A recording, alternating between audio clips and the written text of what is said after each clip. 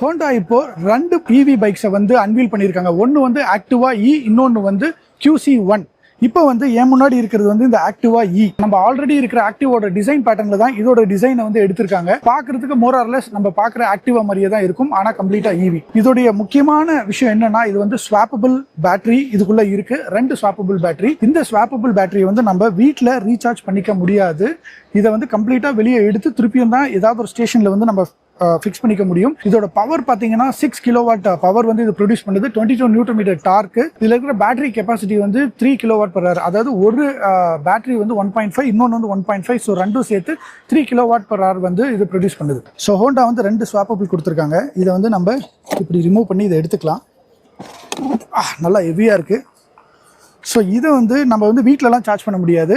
எங்கேயாவது ஒரு ஸ்டேஷனில் கொண்டு போய் இது ரெண்டையும் வந்து நம்ம மாற்றிக்க வேண்டியது தான்.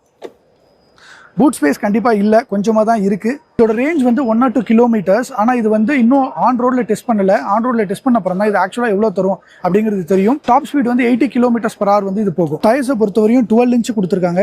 இந்த ஆக்டிவா இல வந்து டிஸ்க் பிரேக் ஃப்ரண்ட்ல இருக்குது, ஆனால் ரியரில் வந்து ட்ரம் தான். இது 3 ரைடிங் மோட்ஸில் வருது. ஒன்று ஈகான், அப்புறம் ஸ்டாண்டர்ட், அதுக்கப்புறம் ஸ்போர்ட். 7 இன்ச் TFT டிஸ்பிளே கொடுத்துருக்காங்க. இதில் வந்து ஒரு தனி ஆப் இருக்குது. அந்த ஆப் மூலியமாக நீங்கள் கனெக்டடாக வந்து இதில் ஏகப்பட்ட ஃபீச்சர்ஸ் வந்து யூஸ் பண்ணிக்க முடியும்.